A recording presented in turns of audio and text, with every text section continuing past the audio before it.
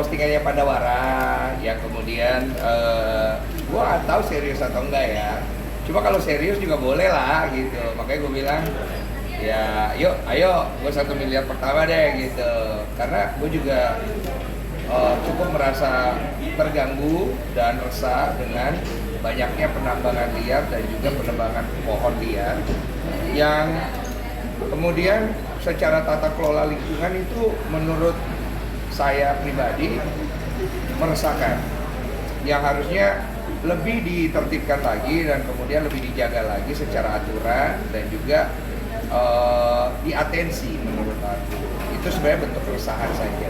Tapi kalau kemudian akhirnya itu bisa terwujud juga lucu juga sih gitu. Gue punya saham hutan 1 miliar dan nggak akan gue tebang sama sekali gitu ya, karena untuk menjaga hutan kita itu sebenarnya ini pesan sih untuk pemerintah, dimana kita ini semua, saya yakin pemerintah juga peduli, cuma kepedulian itu harus hadir dalam bentuk sikap dan juga tanggung jawab bagaimana menata lingkungan kita supaya jangan mengakibatkan dampak yang hanya itu saja.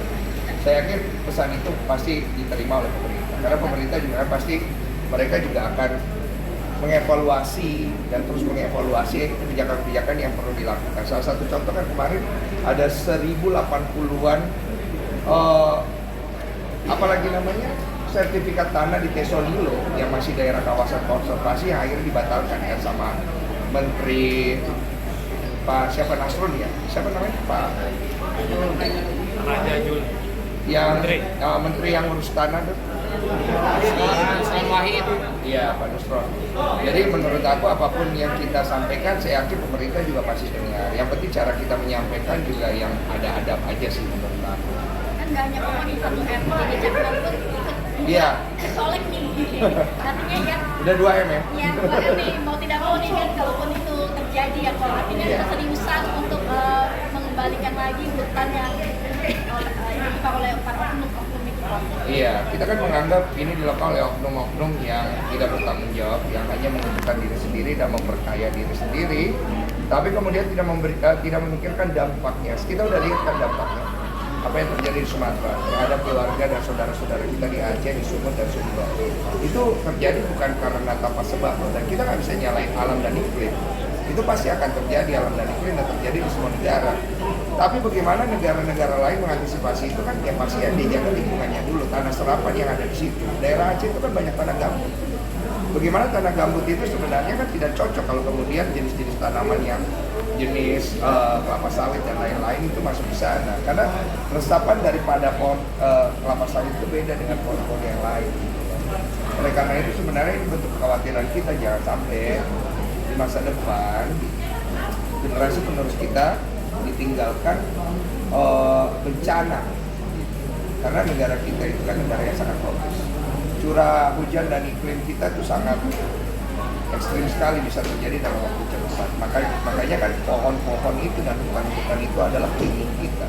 Itu yang harusnya kita jaga. Dan semoga dengan ada kejadian ini bisa menjadi pengingat dan juga momen bangkitnya awareness untuk semua pihak, terutama pemerintah yang punya peran penting menjaga lingkungan kita supaya bayangkan beberapa banyak korban jiwa yang kemarin. Ini belum, masih banyak tiba-tiba hujan keras berikutnya yang kalau kemudian penambangan dan juga penebangan hutan liar ini dibiarkan terus yang bisa memberikan dampak yang sangat buruk kepada orang-orang sekitar kita. Ya mungkin untuk beberapa oknum dia menganggap nyawa orang gak penting. Tapi buat kita yang masih punya empati, kita menganggap itu suatu hal yang penting sekali. Rencana akan turun katanya akan membuat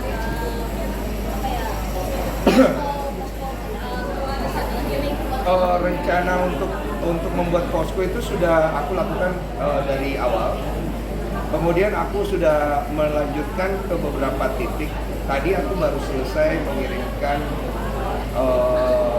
bantuan barang lagi yang memang harus kita berangkatkan dari Jakarta sekitar 5 ton bersama dengan teman-teman relawan yang kemudian bertugas di sana. Jadi sebenarnya apresiasi ini untuk tim relawan menurut aku Dimana aku udah pesen sama mereka, aku pengen memfokuskan kepada rehabilitasi dan juga pemulihan daripada korban-korban bencana di Sumatera ya sejauh aku bisa. Karena peristiwa ini untuk pemulihannya perlu waktu lama. Terakhir di Lewotobi itu saya pergi ke sana sampai 2 tahun kan. Jadi mereka harus punya posko di mana mereka di sana bisa tetap hidup, makan, dan melanjutkan kehidupan mereka karena tanah dan rumah mereka sudah hilang. Terus kemudian dampak yang paling besar itu kan orang nggak sadar sebenarnya anak-anak. Makanya aku juga mengirimkan fasilitas belajar, meja belajar, apa semua, termasuk kompor dan alat masak, supaya mereka bisa masak. Karena kan pada saat kemarin kan orang nggak kepikiran terlalu banyak kan. Yang penting kan mie instan apa semua itu nggak salah. Cuma sekarang ini bagaimana kita bisa support mereka melewati masa-masa sulit mereka. Total 27.000 jiwa berapa ya kalau nggak salah. Yang mana mereka kehilangan rumah, kehilangan keluarga, kehilangan saudara. Iya, dan itu kan perlu pemulihan yang cukup panjang. Ya semoga juga dari kita warga kesupport juga nih sama pemerintah untuk pemulihan yang lebih cepat supaya pemerintah bisa bantu pemulihan rumahnya segala macam karena mereka tuh hidupnya dari tanah itu. Kalau tidak ada tanah itu mereka hidup dari mana? Masalah pulsa tagihannya dikirim ke gue ya sudah lah ya. Sebenarnya gue hanya bentuk daripada satir gue aja. Gue tidak ada masalah dengan pihak-pihak terkait. Gue yakin pihak terkait bukan orang-orang jahat. Cuman statement-statement yang sering keluar itu bikin gerah juga gitu loh. Maksudnya nggak usah dibikin statement begitu gitu. Karena ini gue ngomong secara general ya. Kita kan tahu di sosial media itu yang menjadi keresahan masyarakat adalah statement-statement yang nggak perlu keluar. Salah satunya kan statement yang keluar kemarin dari salah satu kerabat kita anggota DPR. Yang maksudnya itu jadi bahan untuk hujatan netizen.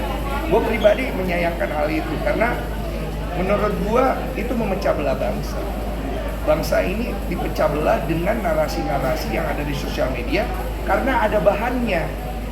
Jadi jangan dikasih bahan. Gitu. Gak usah bikin statement yang akhirnya bisa membuat orang tuh jadi ngerti kan? Gitu. Karena gue nggak suka ketika bangsa ini dipecah belah, mau pemerintahnya, mau rakyatnya, kita ini satu bangsa. Kalau kenapa-napa ya kita semua yang rugi kan gitu. Baik. Posko itu akan dari sendiri atau guide yang lain juga atau Oke, posko itu memang pribadi seperti komitmen gua. Nanti kalau misalnya gua rasa perlu, nanti gua tambah lagi. Tapi sebenarnya secara berkala dan lebih ke diam-diam ya.